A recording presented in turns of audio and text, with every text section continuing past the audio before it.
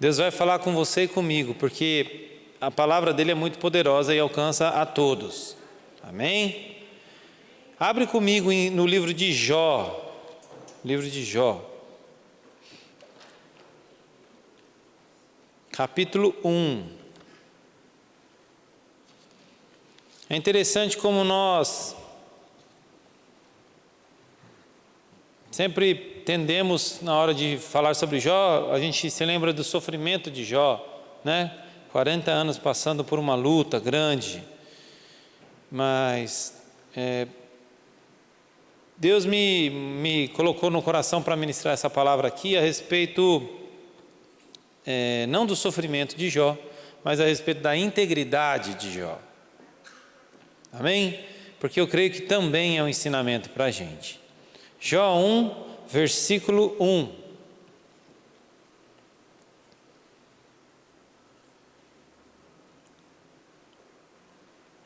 Quem achou, diz amém aí.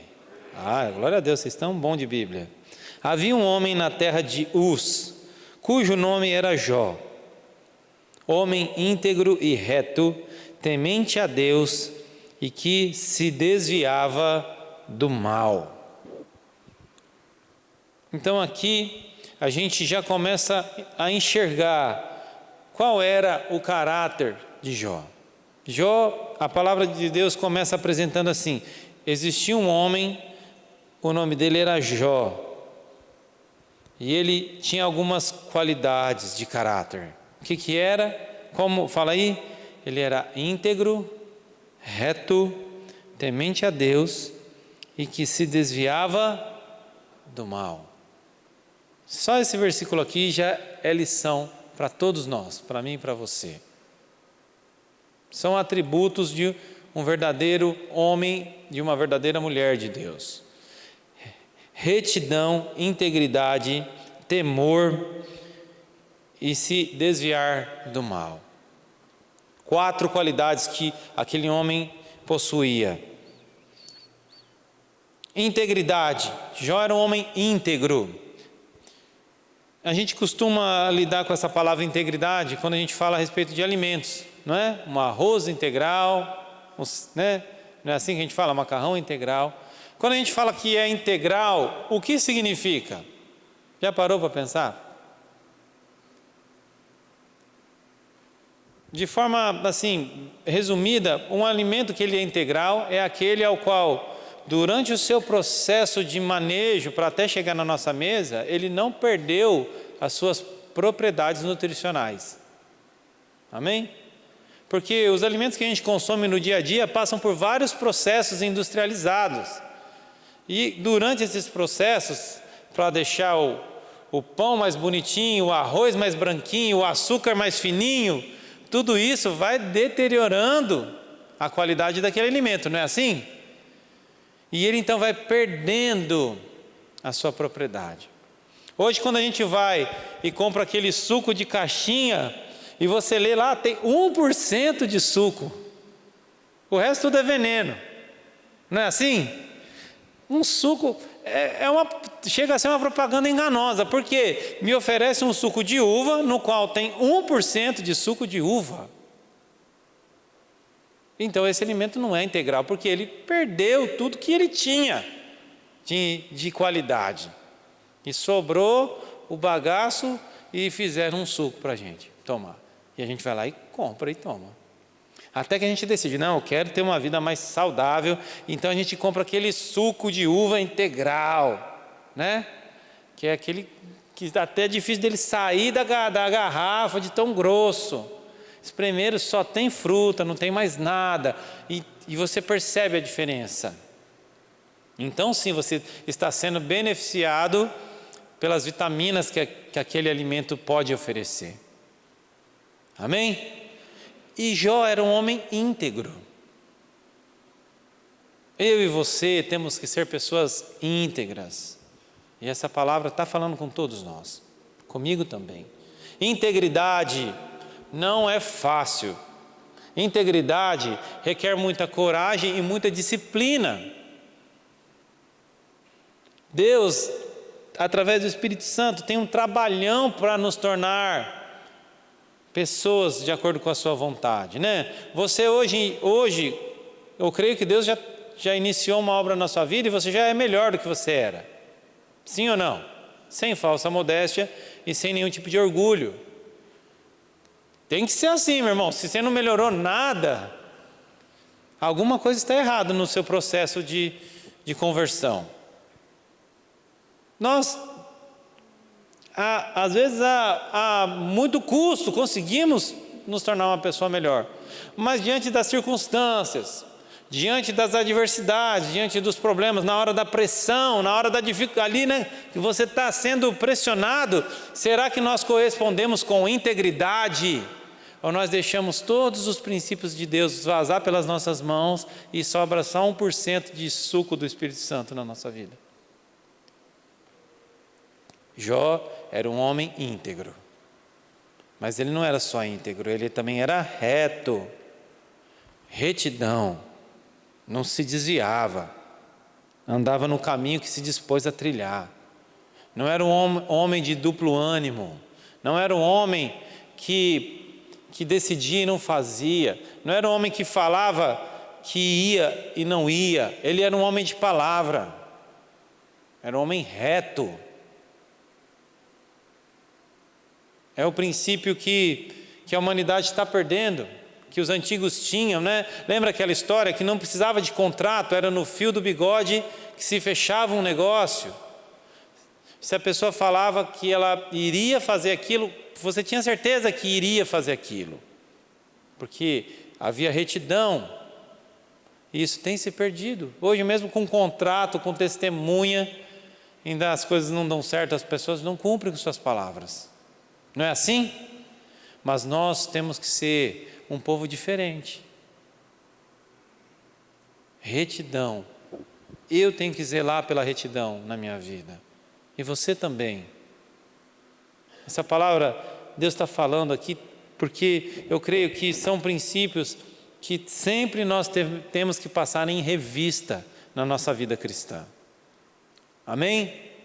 E não só isso, ele era íntegro, ele era reto, mas ele também era temente a Deus. Temor. Quantas vezes nos falta temor? E temor não é medo. A gente não tem que ter medo de Deus. Mas nós temos que ter zelo pelo nome de Deus. E muitas vezes nos falta temor.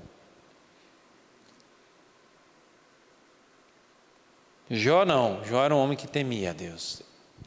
Antes de fazer as coisas, ele se lembrava que havia um Deus sobre a vida dele.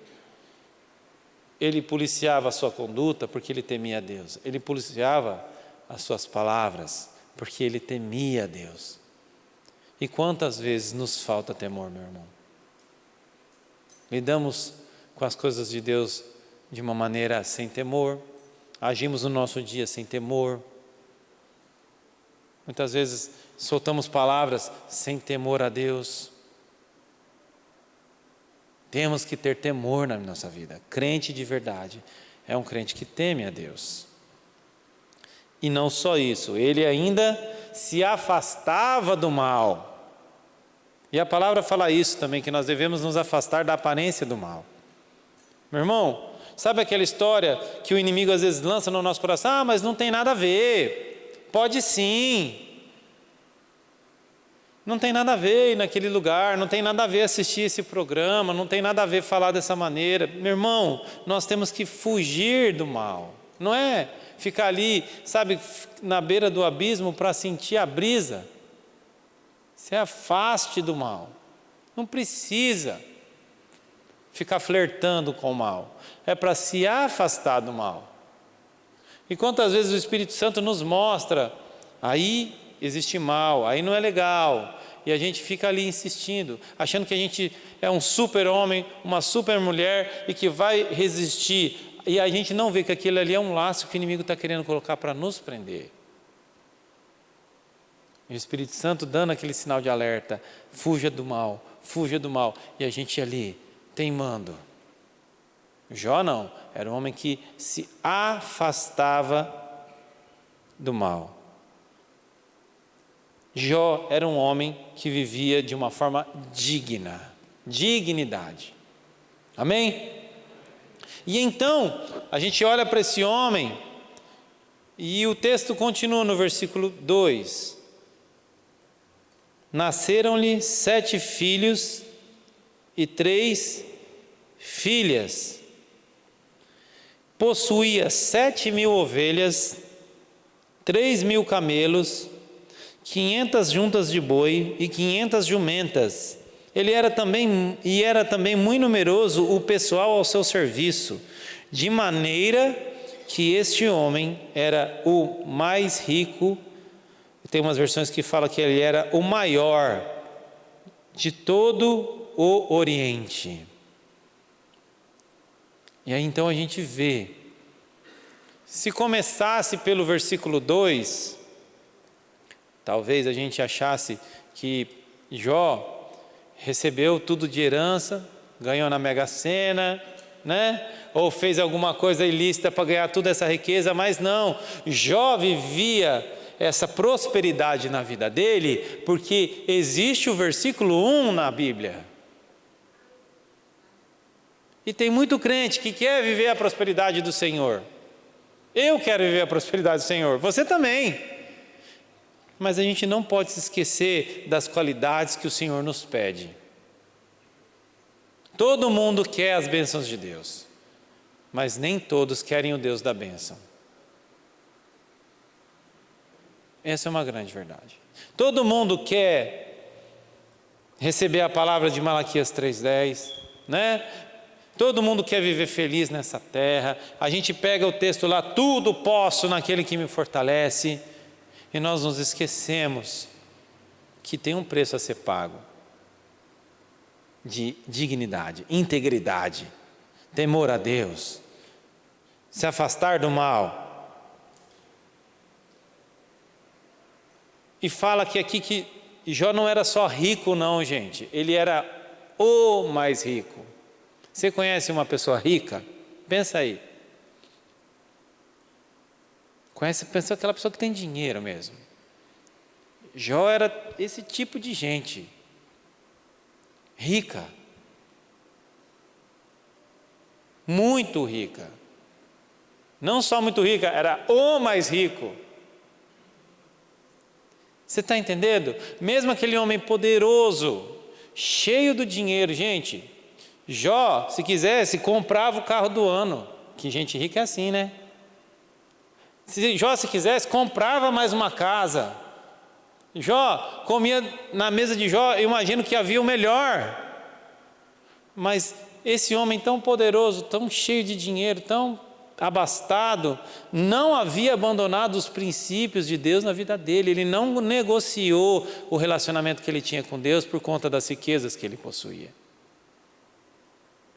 E quantas pessoas começam uma caminhada cristã e Deus começa a abençoar, a vida da pessoa vai se consertando, Deus restaura o casamento, Deus restaura os filhos, Deus restaura as finanças, e a pessoa vai crescendo de glória em glória, e quando ela já acha que ela está bem de vida, ela começa a se esquecer de Deus. Vamos nos policiar, gente. Os princípios de Deus não são comprados com dinheiro, não são comprados com bens materiais. A prosperidade do Senhor é para todos nós cristãos, mas nós temos que ter sabedoria para não deixar que as bênçãos de Deus venham na nossa vida e se tornem um impedimento da gente vir para a igreja, da gente fazer a obra de Deus, da gente dar carona para o irmão que precisa, da gente continuar íntegro diante de Deus. Jó era assim. E ele tinha, você viu, ele tinha 10 filhos, amém? 7 meninos e 3 meninas. E o versículo 4 vai falar: seus filhos iam às casas uns dos outros e faziam banquetes, cada um por sua vez, e mandavam convidar também suas 3 irmãs a comerem e a beberem com eles. Gente, imagina a qualidade de vida que esses meninos tinham, que essas meninas tinham. Você já viu o filho desse rico que você imaginou aí? Se ele tem filho? Tem de tudo, não é? Nós, se tivéssemos abastança, a gente quer dar o melhor para os nossos filhos. Sim ou não? Sim. Imagine se você ganhasse o dobro do que você ganha aí hoje. Ia ser bênção ou não ia ser bênção? Ia ser bênção. Você ia poder dar uma qualidade melhor ainda de vida para o seu filho. Ia ficar guardando? Não, né? Eu vou investir na qualidade de vida do meu filho, vai estudar numa boa escola, vai ter uma boa alimentação, vai ter acesso ao entretenimento que eu posso pagar agora para ele. E aqueles meninos viviam assim, de banquete, gente. Imagina o naipe desses banquetes. Pensa bem. Às vezes a gente lê a Bíblia e se esquece que isso aqui aconteceu. 7 filhos faziam... E tinha um rodízio de banquete. Um dia era churrasco na casa do um, daí passava era o churrasco na casa do outro, depois do outro, e do outro, e do outro. Era vida de festa. Vida do bom e do melhor. Mas, aí o versículo 5, decorrido o turno do dia dos seus banquetes, Jó chamava seus filhos e os santificava, se levantava de madrugada e oferecia holocausto segundo o número de todos eles, pois dizia, talvez tenham pecado os meus filhos, talvez tenham blasfemado contra Deus no seu coração, e Jó fazia isso continuamente. Jó não se esquecia de plantar os princípios de Deus na vida daqueles filhos. Ele dava uma vida boa para aqueles filhos, eles davam vida de qualidade para aqueles filhos. Pode ter banquete? Pode ter banquete. Mas agora, domingo de manhã, vão levantar todo mundo para a igreja, vamos, né? Ele chamava seus filhos para adorar a Deus e os santificava. Aquele homem que tinha um monte de empregado, podia estar tão ocupado com os seus 1000 camelos, com seus 500 ovelhas aí, que fala aí, jumentas, podia estar atarefado, atolado nos seus afazeres, mas ele não, agora o banquete aconteceu, agora vamos todo mundo para diante da presença do Senhor, porque a gente precisa buscar Deus também. Ele estava plantando princípios de Deus na vida dos seus filhos. Aquele homem poderoso.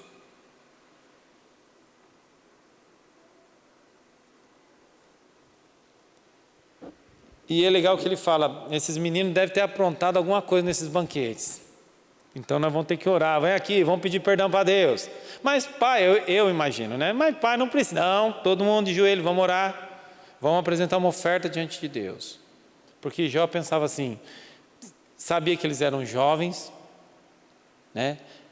E sabiam que ia ter aquela festança, alguma coisa podia ter rolado.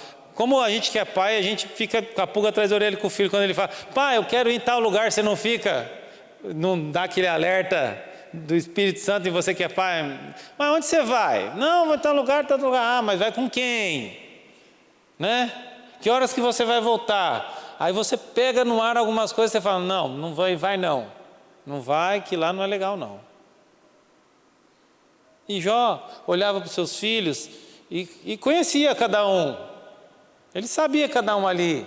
Então falava, vamos orar, vamos na presença de Deus, porque a gente precisa se santificar diante de Deus. Estava transmitindo na sua família, havia uma cultura de honra a Deus. Não era só eles não guardavam para ele isso.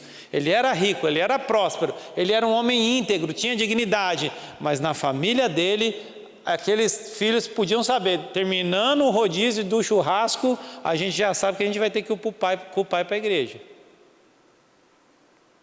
Trazendo para os nossos dias, né? Por isso que esse homem era próspero, porque ele lançava fundamentos e princípios de Deus na sua família. E nós não podemos nos esquecer disso. Nas nossas casas tem que ter os princípios de Deus. A nossa família tem que estar acostumada com os princípios de Deus, tem que fazer parte da nossa rotina, gente. Rotina santa. A gente tem que orar assim antes do almoço, a gente tem que orar com os filhos. Nós temos que ter liberdade de ler a Bíblia na mesa da nosso café, está lendo a Bíblia e a sua esposa passa e não acha que está tudo mal, de tão estranho que é. Isso, será que aconteceu alguma coisa? Está lendo a Bíblia? Não, tem que ser natural. Amém? Tem que ser algo que flua. Os princípios de Deus têm que ser lançados. O glória a Deus tem que fazer parte do nosso vocabulário. O aleluia. O em nome de Jesus tem que ser o idioma da nossa casa.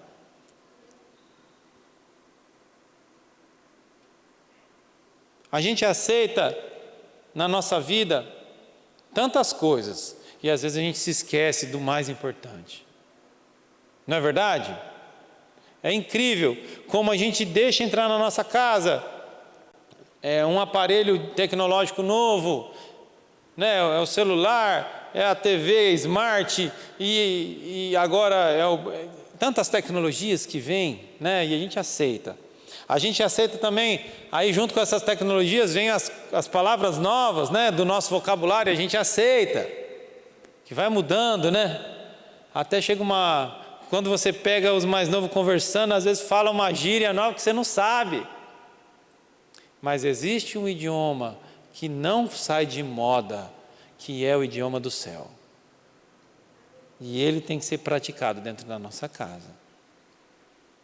Assim era a família de Jó, havia essa cultura de se santificar. Amém? Por isso, esse é o segredo de Jó. Por isso que ele era abençoado. E aí a gente vai agora para o versículo 8. Versículo 8.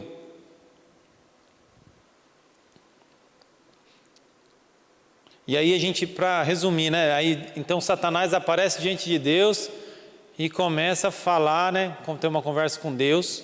Vocês se lembram desse episódio? E aí vem o versículo 8. Perguntou ainda o Senhor a Satanás: observaste meu servo Jó? Porque ninguém há na terra semelhante a ele, homem íntegro e reto, temente a Deus e que se desvia do mal.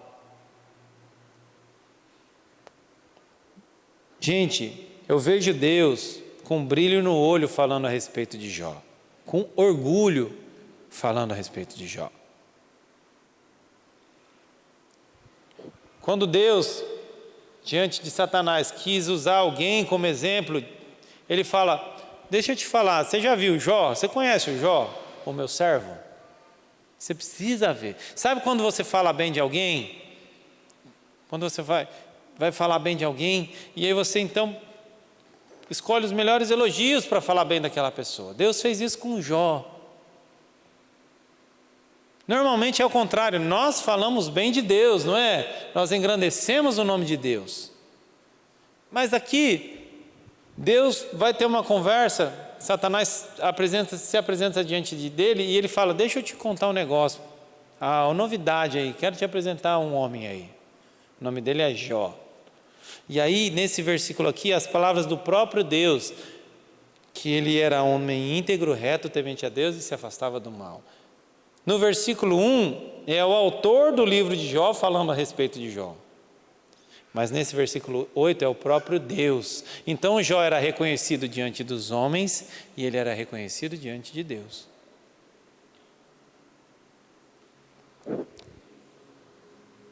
E nós? O que Deus poderia falar a nosso respeito? Já pensou nisso? Quais são as qualidades que Deus poderia enaltecer em nós? Gente, é possível. Jó era um homem como eu e como você. É possível ter uma vida em santidade ao ponto de Deus se orgulhar de nós e falar bem da gente para os outros.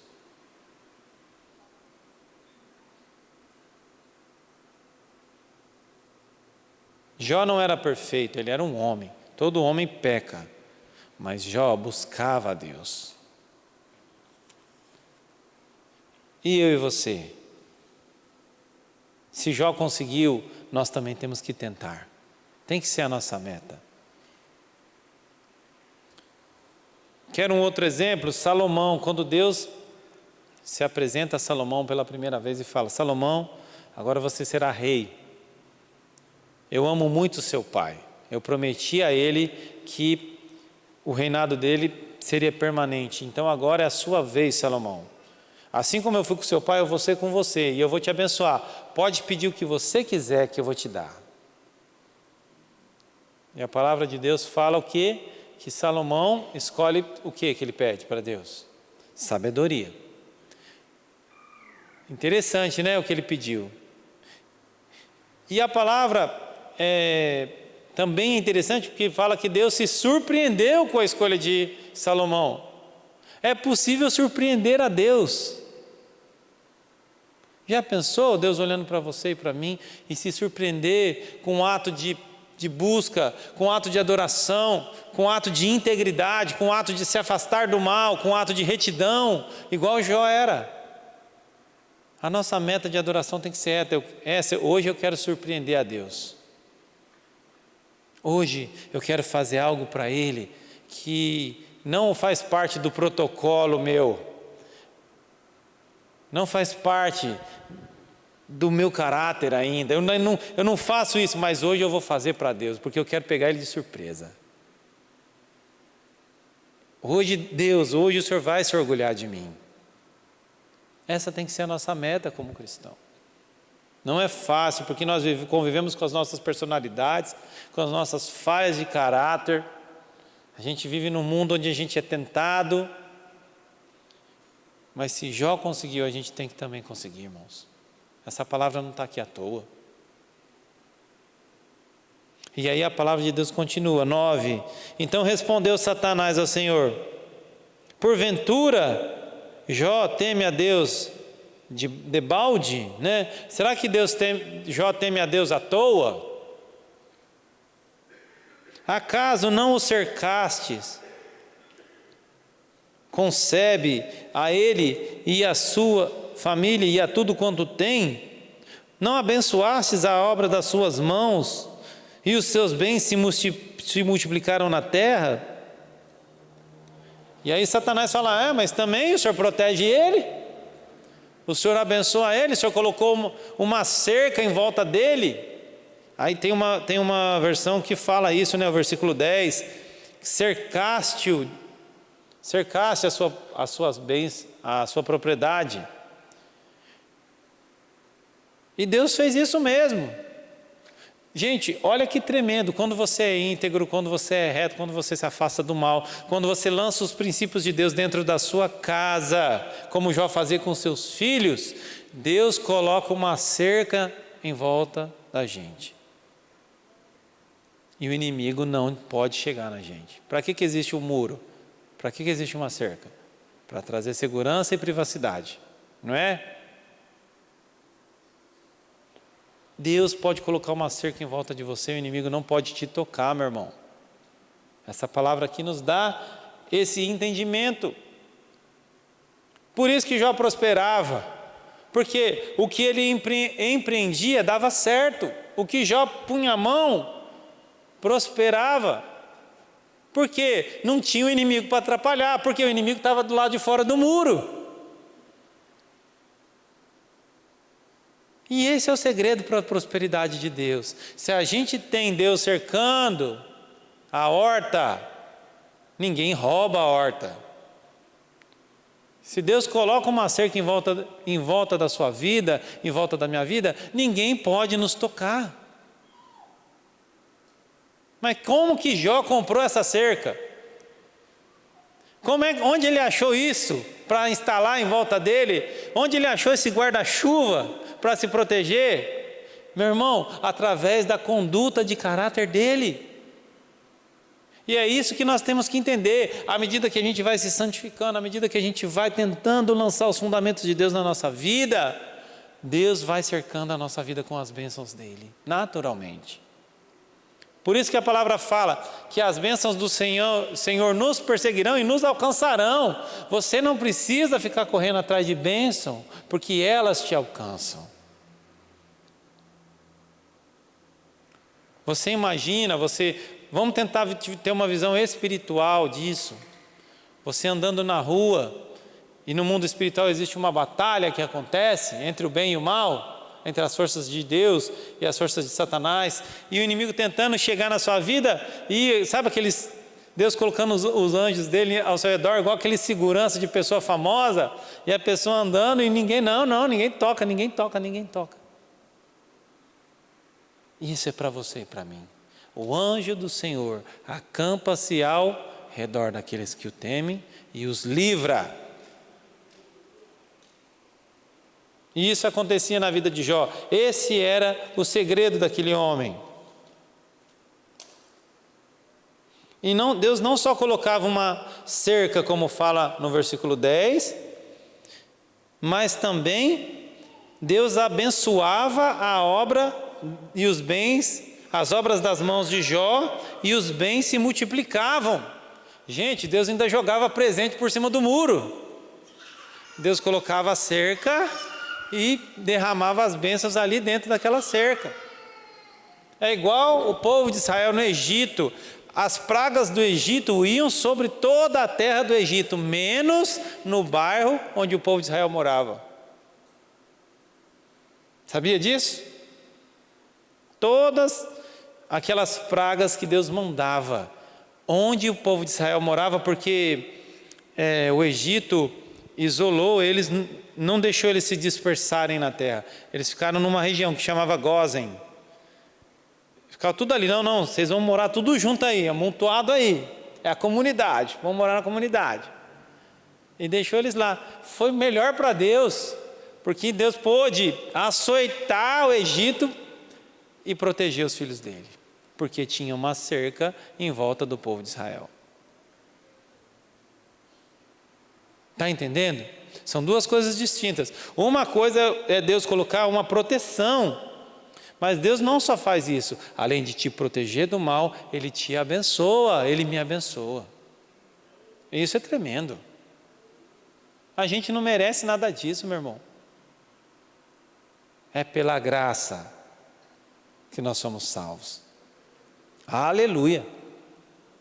Pela graça sois salvos. É amor de Deus por nós. É esse jeito que Deus lida com os filhos dele, aqueles que o temem, aqueles que se afastam do mal, aqueles que são íntegros.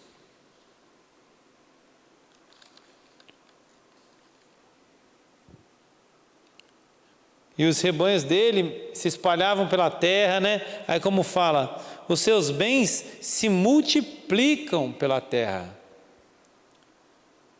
É natural a multiplicação quando há a bênção de Deus. Quando Deus coloca a mão, as coisas aumentam, multiplica, melhora. Não há nada tão bom que não possa melhorar na mão de Deus, meu irmão. Saiba disso. Nas mãos de Deus não há nada tão bom que não possa ser melhorado.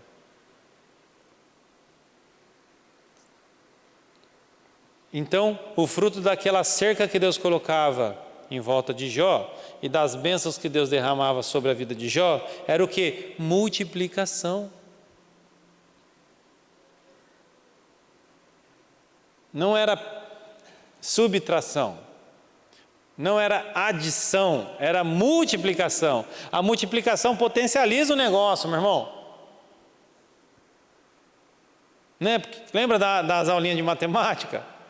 Quando você multiplica, o resultado é maior, né? Vai aumentando mais rápido do que a adição. Você imagina as suas bênçãos, as bênçãos que Deus derramar sobre a sua vida, não ficarem paradas, mas multiplicarem. Ô, glória!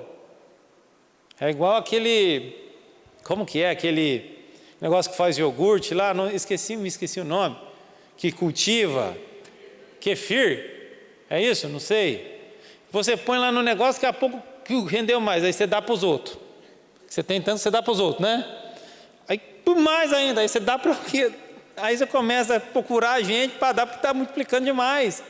E a palavra do Senhor fala em Deuteronômio, quando Deus promete a bênção e a maldição, o seguinte, quando Ele fala, se me obedecerdes, se ouvirdes a minhas vozes, nem bem vocês estocaram a produção desse ano, a produção do próximo ano já vai estar batendo na sua porta. E eu estou falando de prosperidade, não só financeira, meu irmão. A prosperidade do Senhor vai muito além, em todas as áreas da nossa vida. Assim, o texto de Deuteronômio 28 dá a entender que se livra do que tem aí, porque já está chegando mais. Essa é o estilo de vida que Deus tem para a igreja nos dias de hoje.